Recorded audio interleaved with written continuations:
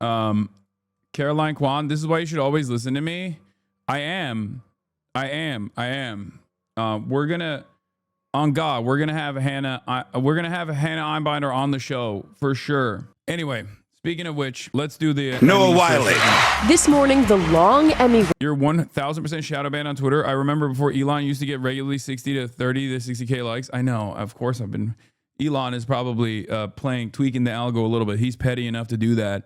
It's not surprising to me if he is doing some shit like that. It's finally over for Noah Wiley, taking home his first Emmy win, having been nominated more than 2 decades earlier for ER, but finally bringing it home with The Pit. What a dream this has been. Oh my goodness. To anybody who's going on shift tonight or coming off shift tonight, thank you for being in that job.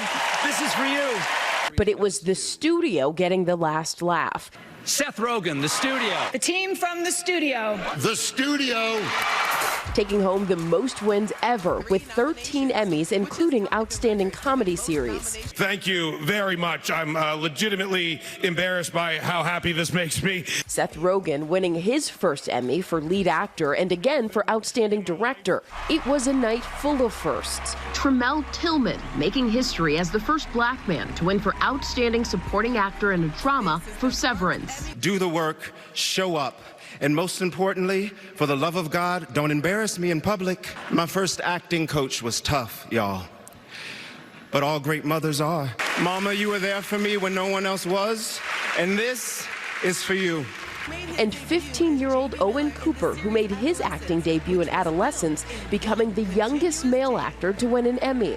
So I think tonight proves that if you listen and you focus and you step out your comfort zone, you can achieve anything in life. Bro, the culture has shifted so much that we got dudes with the ramen noodle zoomer cut winning Emmys now, dude. Isn't that crazy? What a crazy state of affairs, you know? We got broccoli haircut zoomers winning Emmys now. It's crazy. It's crazy. Man, be nice, he's 15. Have you seen Adolescence? No, because as you guys know, I'm not woke. I'm anti-woke, and that seems like a woke show. And so are the Emmys. That's right, everybody. Remember, if you are, planning you will be killing another right-wing figure if you do that, okay? And that's not good. They're coming after me because they're coming after you. I'm just in the way, brother. I love Donald Trump. Please get off my back. I love Donald Trump. He's the best. Okay, W. Grift.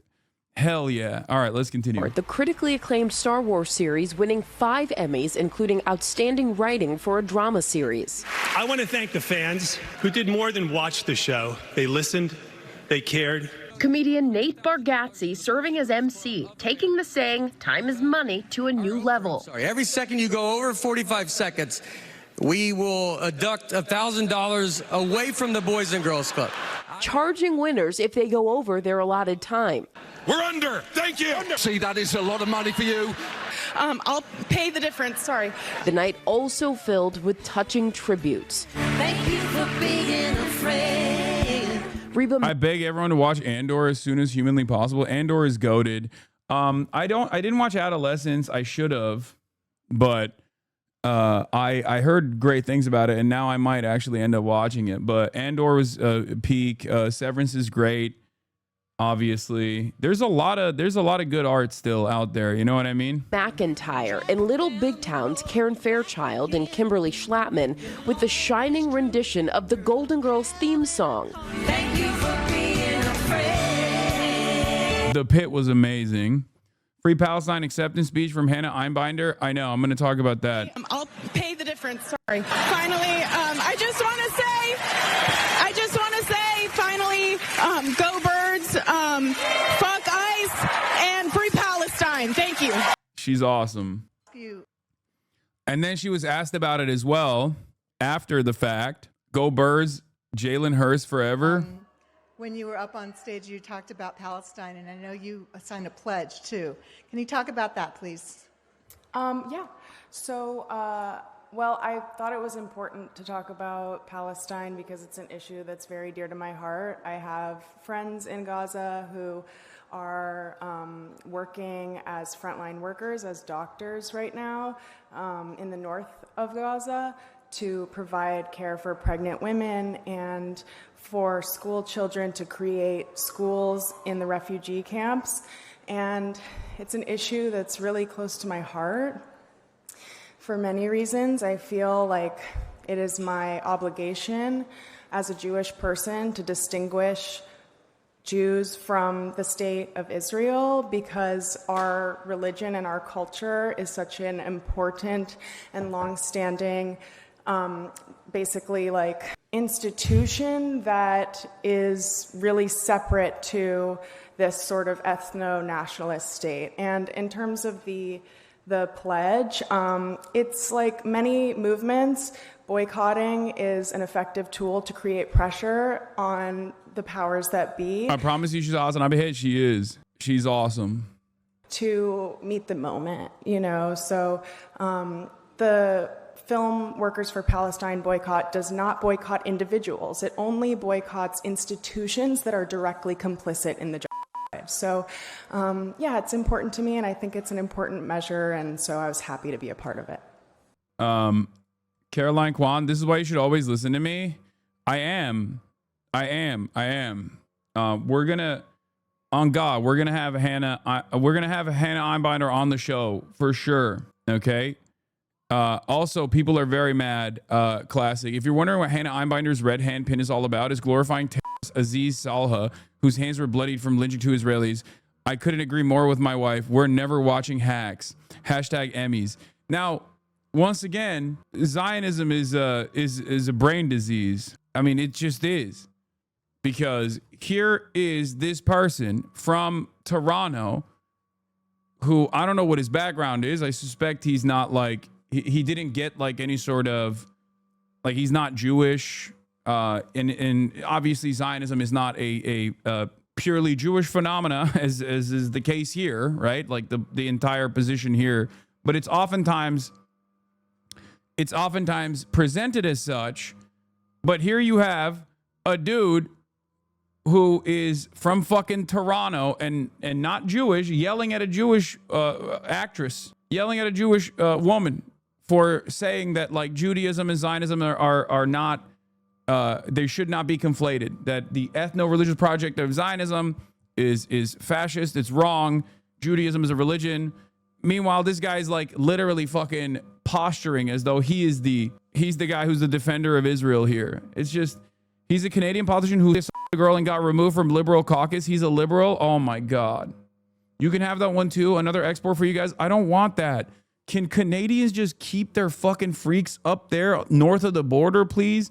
Don't put that evil on us, dude. We already have enough. Yeah, Hollywood Reporter wrote this insane article. Not this one. Hold on. This one, obviously. No, Hannah, that wasn't brave. Guess column. True courage would have meant calling for peace, for coexistence, for the humanity of both Israelis and Palestinians, even if it risked boos instead of applause, writes Israeli activist Hen Mazik.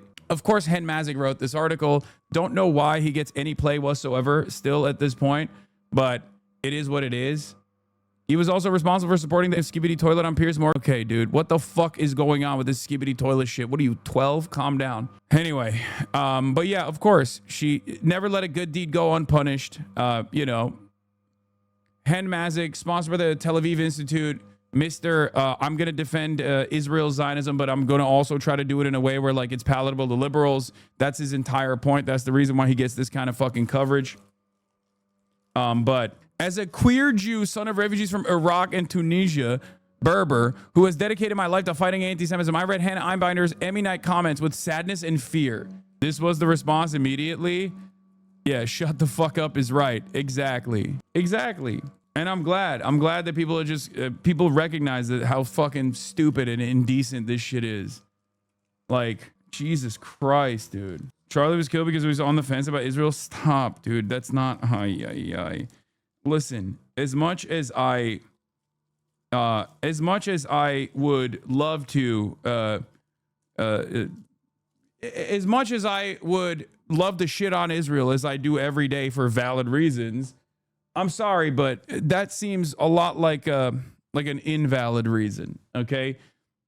And I'm not even saying this as someone who is a firm and committed believer that there wasn't something suspicious or mysterious going on here. Like that could potentially be the case.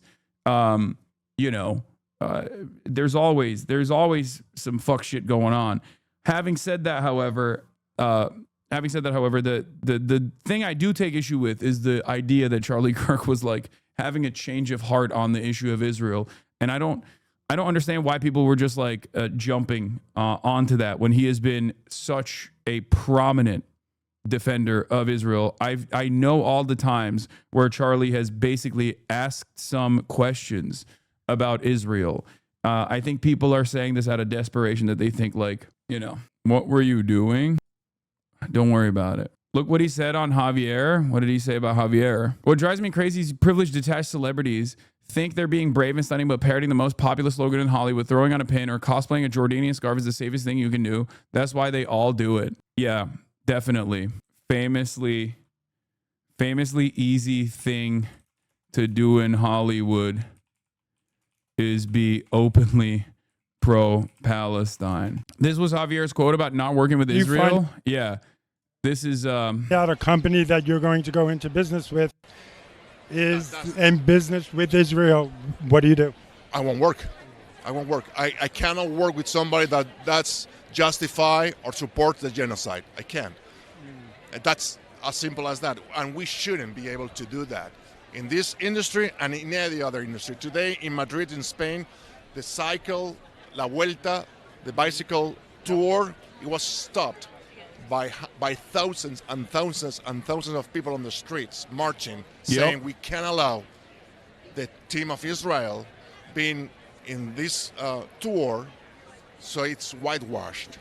No, the world has changed, and what we are witnessing is a genocide, as I said in your show, in 4K alive on a daily basis. This has to stop. What the fuck does he want these celebrities to do? Join Hamas? I mean, they already think that these celebrities have officially and spiritually joined Hamas, if not literally joined Hamas, for their anti-Israel sentiment. Remember? That's what they're saying about me as well. They've been hitting that note nonstop. Meanwhile, this is Paramount's response to the boycott. Paramount has spoken out against filmmakers for Palestine for boycotting Israel in the industry protests of a Palestinian genocide. They stated that if it feels wrong to silence individual creative artists based on their nationality, it feels wrong. Nothing to say about Israel silencing Palestine's creative artists based on their nationality, Paramount? I mean, yeah. Someone says examples. Israel's committing a genocide. It's the ultimate silencing. It's just like, it's such bullshit, man. It's such bullshit. But I'm glad that there are initiatives such as this one. This is a creative boycott. Okay, that's great. It's a creative boycott, and it's a good first step. I'm glad that people are taking the initiative. I'm glad that people are exhibiting that bravery. To say that this is this unimaginably sophisticated multi-billion-dollar propaganda apparatus it's easy to stand against that, especially in an industry like Hollywood. Like, do you guys not remember what happened post October 7? There was a megastar at Creative Artists Agency, which is one of the largest. It's the most successful and the largest agency on the planet. It's the largest Hollywood agency and the biggest Hollywood agency. It's the most famous Hollywood agency. It's them and WME. Okay? I've been rep by both in the past. And let me tell you, CAA and WME are the two top agencies in Hollywood and have been forever. Okay? Well, at least since CAA was created. And basically, there was a top agent at CAA that basically said, like, Israel's doing genocide. This is really messed up. And they tried to fire her. And the only way, the only reason why she wasn't fired was because Tom Cruise had to intervene. It was Aaron Sorkin's own agent. Aaron Sorkin dropped her. All of her clients dropped her. Okay? Tom Cruise, who is basically the guy, right? He is the god of Hollywood at this point. He had to intervene and say, this is not happening. You're out of your mind. That's the only way that she kept her job. They have fired Melissa Barrera and numerous other actors and actresses in that process. Okay? Her name is Maha Dakhil, who I guess is she's Arab, right? Basically one of the few Arabs in Hollywood. In any case, the notion that like this is an easy thing to do is ridiculous. If it was, a lot more people would do it. Even at this stage where it's obvious that you have the people's backing, if you're saying fuck Israel loudly and proudly, okay? Even if the overwhelming majority of the population is on your side, those in positions of power are not. And they are still trying to advocate. They're still trying to basically demand a completely alternative perspective, a completely alternative reality, one where actually moneyed interest is more important than our collective conscience. They are trying to present a totally separate reality in places like Hollywood, in places like DC, where they're like, no, actually, you still can experience tremendous penalties if you speak out against the apartheid state currently doing a genocide, even if every single person recognizes it. Okay? But it is the solidarity that you see from people in positions of power, from people with prominence, that allows others in similar circumstances to find the courage within themselves to also speak out. Okay? That's it. We have the numbers and we have to use them. We have the numbers and we have to use them. There's no other way out of this. Okay? Now, of course, Paramount is saying that because they're like super, super duper pro-Israel. Fuck Oracle, fuck the Ellisons. Obviously, Larry Ellison just passed Elon Musk to become the world's richest person. He's donated millions to a foreign army, the IDF, and other Israel causes. Elon obviously is also super pro-Israel as well. We'll talk about that in a little bit. Now his equally fanatical pro-Israel son is buying Paramount and CBS for Barry Weiss to run and trying to do the same for CNN. Okay? I'm rarely impressed with celebrity displays of solidarity, not due to suspicions of opportunism or whatnot, but because so often they're painfully timid and hesitant, concealing their political stances with euphemisms, or softening them with disclaimers on both sides of them, or refusing to name the perpetrators. These silly linguistic tricks meant to appease all sides end up rendering well-intentioned gestures hollow and perfunctory. Such reticence does nothing to raise the ceiling and is a complete waste of social capital. In the case of Bardem and Einbinder, however, it wasn't the keffiyeh or the ceasefire pin that were impressive. It was Bardem's full-throated explicit call for commercial and diplomatic blockade and also sanctions on Israel. It was Einbinder's Free Palestine instead of the feeble women, children, etc., i.e., instead of taking the easy route of talking about Gaza as if it's an unfortunate natural disaster, she opted for adopting the slogan of our movement, a slogan rooted in anti-colonial struggle for landed liberation, coupling it with the local struggle against ICE, and later denouncing Israel as an ethno-nationalist state that must be exiled outside of American Jewry. It was the choice to use their few minutes on stage or talking to the press to move beyond the symbolism of the pin and the scarf and into some form of tangible action, albeit limited to their field, vowing to cut ties with those complicit in genocide. That's right. That's how you do it. That's how you do it. The whole the whole notion of like, there's children dying on both sides, like all this stuff, the Bono method, right? That stuff is specifically designed to create symmetry in a situation where there is none. Okay? There is no symmetry. There is no symmetry between the Palestinian resistance and Palestinian humanity and Palestinian existence, which is another form of resistance, versus the apartheid ethno-nationalist state armed with nukes that is currently conducting a genocide. There's never been a symmetry there. And anyone that tries to say, well, Hamas, October 7, or it's just really sad that Palestinians are dying, but like Israelis are dying too, like all this shit. Those people that engage in this act are actually offering that one, at its root, at its most base, they are lying. They are telling a falsehood. They're spreading a falsehood to make it seem as though these are evenly matched actors, right? But also, on top of that, they are laundering the reputation of the apartheid state. They are laundering the war crimes and the genocide that Israel is partaking in. If you want to understand a decent analog to the current Holocaust that Israel is committing upon the Palestinians, look no further than how ridiculous it would seem if people tried to say similar things about Nazi Germany against the Jews. If someone were to make it seem as though there's any symmetry between Jewish partisans and Jews as a whole in Nazi Germany, you would understand. You can, hopefully, that will help you understand why there is no symmetry there. Okay, these are both genocides. So yeah, Charlie Veitch mentioned you in his latest video. Dude, I'm learning about so many new motherfuckers out there, bro. I have no idea who that is, chatter. I don't know.